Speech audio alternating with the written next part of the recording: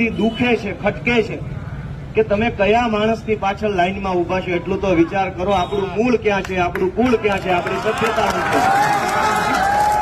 આપણે કયા મલકના માણસ છીએ, આપણી ખાનદાની શું છે, એના ધંધા શું છે. અને રોજ જાગીને બધા જે હોય હલીન દલી બધા CR પાટીલ કરે. શું છે એમાં?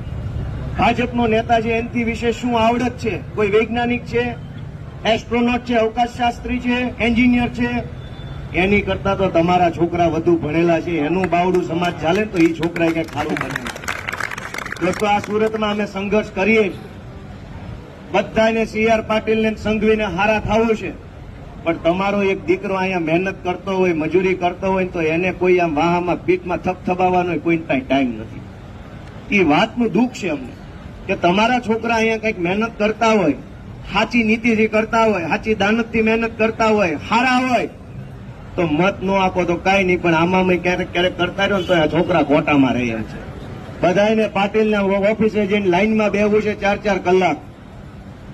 મારી વિનંતી છે કે હવે કંઈક અમને તમે ટેકો આપો, અમારી સામે તમારું મેજવું માંડો કે આ છોકરા ઘરના છે અને આ કંઈક કરે એમ.